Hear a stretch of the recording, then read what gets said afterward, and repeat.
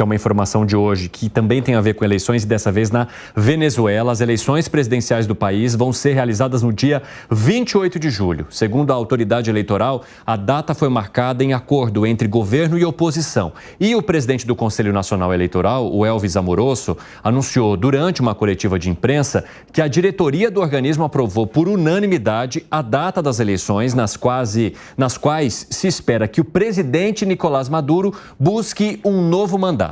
Tudo bem, temos a data marcada, mas isso garante que o processo eleitoral possa ser transparente, hein, Gustavo Segré? Claro que não, absolutamente não. Além do mais, vai ser uma eleição entre Maduro e ninguém, porque a única candidata competitiva que ia tirar o Maduro do poder é Maria Corina Machado.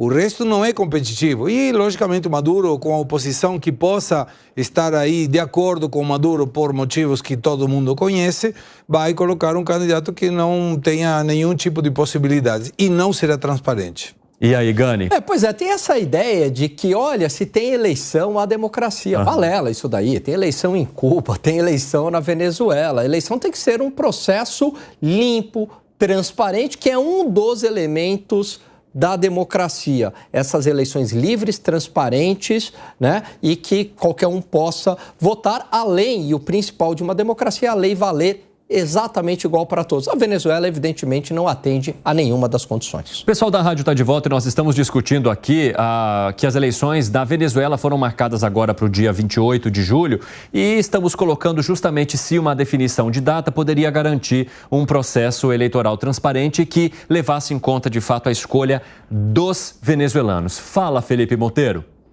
A gente espera que o acordo de Barbados seja cumprido pela Venezuela, pelo Maduro, não é? Aceitar a oposição no pleito eleitoral, liberar os membros da oposição que foram sequestrados e que tiveram a sua condição de participar do processo eleitoral caçados, né?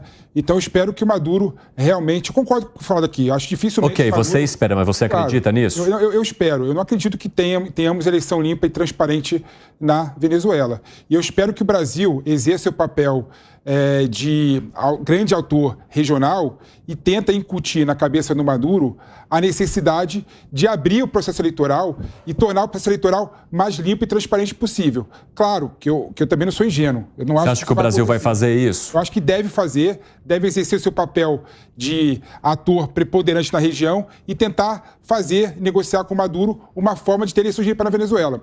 Mas a gente sabe que, infelizmente, o que tem na Venezuela é uma ditadura. E temos também uma dificuldade de parte da esquerda no mundo, e principalmente no Brasil, de apontar para a Venezuela e falar que aquilo ali é uma ditadura e um país autoritário. E aí, Luiz Felipe Dávila? É isso aí, é um país autoritário que não vai fazer eleições limpas. E eu quero ver qual vai ser a atitude do Brasil no momento em que a Venezuela não realizar eleições limpas e transparentes. Se vai continuar passando pano para o Maduro ou se vai ter uma atitude mais dura com a Venezuela. Porque esse é o ponto importante.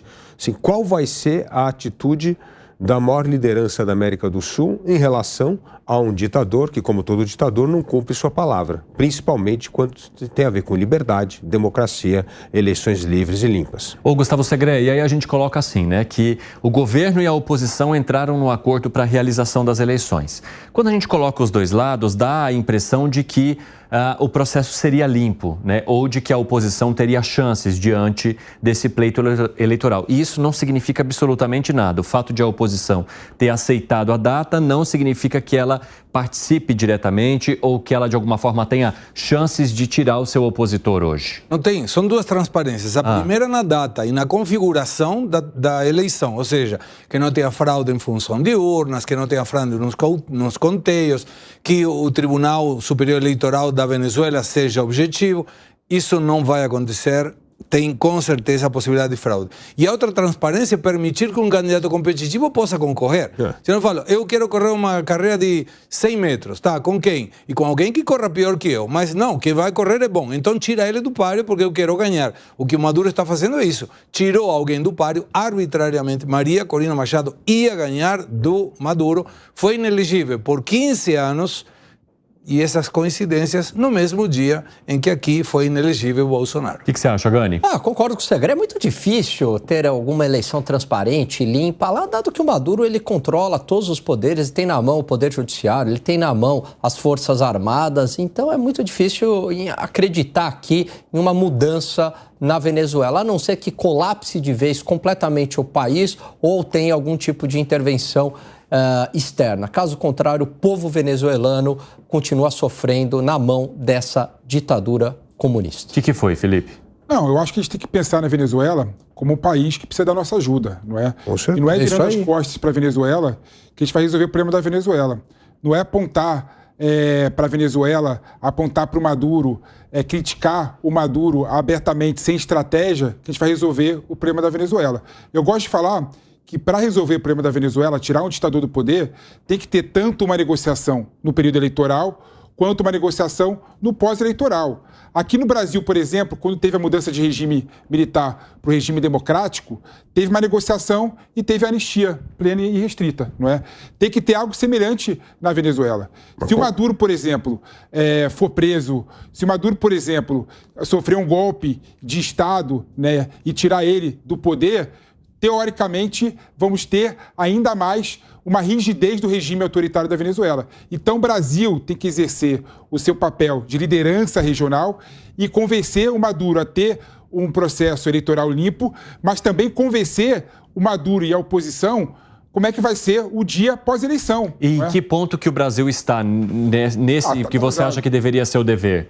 Assim, eu espero... O que eu espero? Eu espero que tenha... Porque assim, a gente vê o presidente da República com um diálogo com o Nicolás Maduro, e um bom diálogo, mas você acha que para essa estratégia de diálogo está faltando também uma negociação, uma tentativa de negociação? O fato da principal líder da oposição estar fora do pleito até agora demonstra claramente que o Brasil está muito atrasado nessa negociação. Mas eu espero também que muitas coisas da negociação não tenham sido publicizadas ainda, né? Eu espero isso. Vai saber. Dávila, você concorda com o Monteiro nesse sentido? Eu concordo com ele, porque o ponto é o seguinte, tem que dar saída honrosa, tem que ter tudo, mas tem que ter eleição limpa, livre e democrática, e tem que soltar a maniancoria, tem que ter eleição disputa, tem que ter uma eleição mesmo. E ele sabe que vai perder. Se tiver uma eleição limpa na Venezuela, ele perde a eleição.